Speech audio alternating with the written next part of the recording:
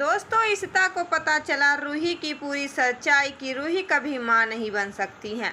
इस बात को लेकर बहुत ही ज़्यादा इशिता और रमन रोने लगते, कहते ऐसा नहीं हो सकता है।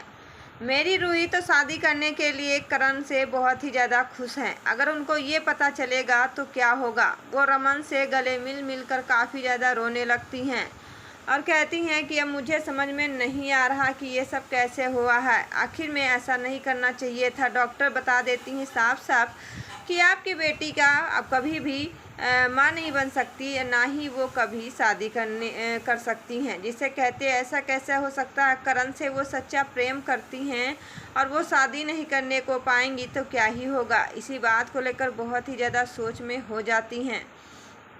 तब तक क्या होता है, रूही का एक्सीडेंट हो जाता है और वो हॉस्पिटल जाती हैं, जिससे उनका डिस्चार्ज हो जाता है।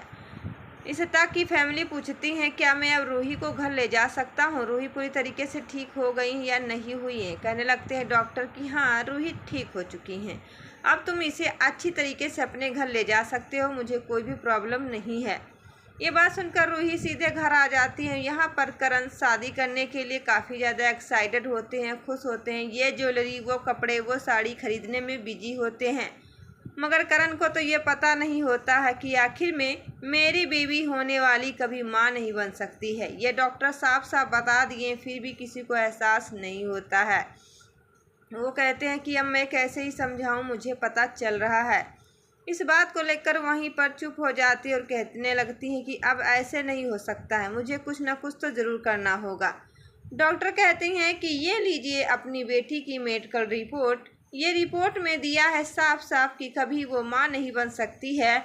इशिता ये बात सुनकर उनके पैरों तले ज़मीन खिसक जाती है। इशिता कहती हैं कि अब मैं कुछ भी नहीं सहूँगी, ना ही मुझे ये बर्दाश्त होगा कि अब ये मैं अपनी बेटी को, करण को कैसे बताऊं कि ऐसा कुछ रिपोर्ट में आया हुआ है।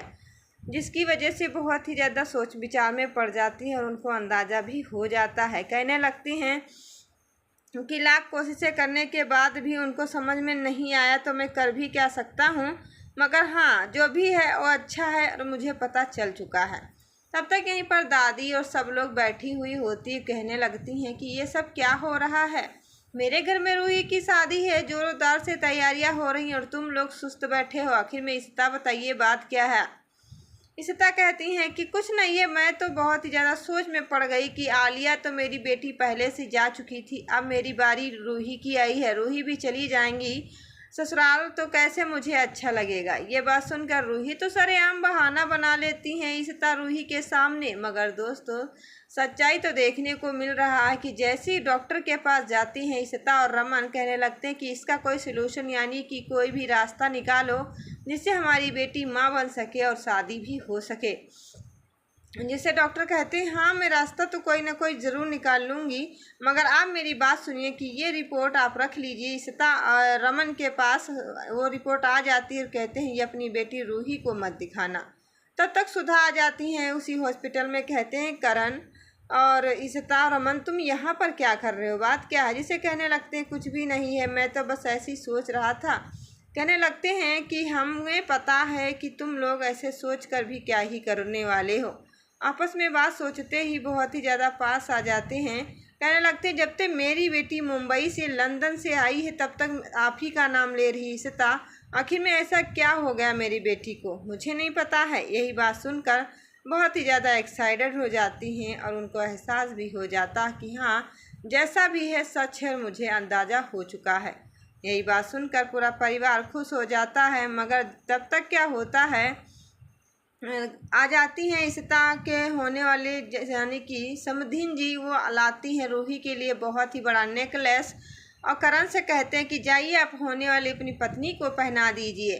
तब तक करण कहते हैं कि माँ, इतना हैवी ज्वेलरी मेरी वाइफ नहीं पहन सकती, उसको दाने हो जाते हैं। जिससे कहने लगते हैं, सब लोग हंसने लगते, कहने लगते हैं कि करण अपने बीवी का कितना ज़्यादा ध्यान रखता है, इतना तो कोई ही नहीं रखता जितना ये ध्यान रख रहा है। मुझे तो कुछ ना कुछ तो ज़रूरी करना पड़ेगा। ये बात सुनकर वहीं पर सब लोग सोचते हैं और काफ़ी ज़्यादा एक्साइटेड हो जाते हैं। उनको समझ में भी आ जाता है कि हम लोगों का रिश्ता कैसा हुआ है। बस इसी बात को लेकर बहुत ही ज़्यादा सोचने लगते हैं और कहने लगते हैं कि चलो मुझे कुछ ना कुछ करना होगा। तब तक कहती हैं रूही कि लाइए माँ, मैं पहन लेती हूँ इस नेकलेस को, और आपके प्यारे प्यारे हाथों से दिया हुआ नेकलेस मैं ज़रूर पहन लूँगी सासू माँ। करण को अच्छा नहीं लगता है, जिसे रूही उस नेकलेस को निकाल कर फेंक देती हैं। युग कहते हैं कि मुझे कुछ ना कुछ ज़रूर करना पड़ेगा। तब तक जाती हैं रूही अपने कमरे में। वो प्रेगनेंसी रिपोर्ट रखी हुई होती है, जिसे देखकर बहुत ही गुस्से में आ जाती, कहती हैं अपने माँ इशिता के सामने और रमन के सामने बहुत ही ज़्यादा फूट फूट कर रोने लगती। कहती हैं कि ये रिपोर्ट बयां कर रही है कि मैं कभी माँ नहीं बन सकती हूँ। आखिर में ऐसा क्या हुआ जिससे रूही को रमन और इशिता समझाने में लगे होते, मगर वो एक किसी की बात नहीं मानती और कहती हैं मुझे भी अंदाज़ा नहीं हुआ कि ये सब लोग कैसे कर रहे हैं, अब मैं क्या करूं।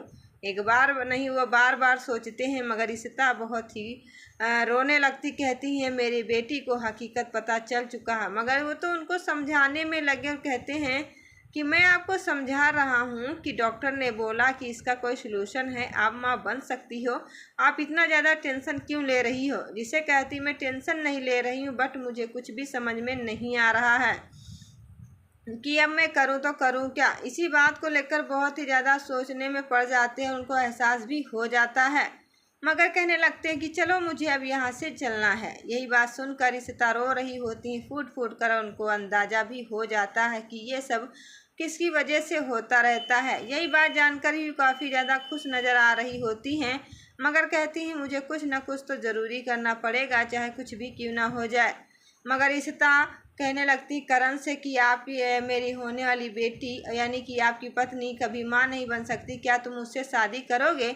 इशिता बहुत ही ज़्यादा गुस्से में ये बात कहती हैं करण को। करण कोई जवाब नहीं दे पाते और कहते हैं कि मैं अभी और अभी डिवोर्स दे रहा हूँ और मैं शादी नहीं कर सकता, क्योंकि मुझे बच्चों की बहुत ही ज़्यादा शौक़ है, और जब रूही कभी माँ नहीं बन सकती तो मैं शादी भी नहीं करने वाला हूँ। तो दोस्तों कहानी में काफ़ी ज़्यादा मोड़ आपको देखने को मिलने वाला है, मगर उससे पहले वीडियो पर पहली बार आए हैं चैनल पर तो चैनल को करें सब्सक्राइब, लाइक, शेयर। तो मैं मिलती हूँ नई वीडियो के साथ, तब के लिए दोस्तों धन्यवाद, bye bye, tata and take.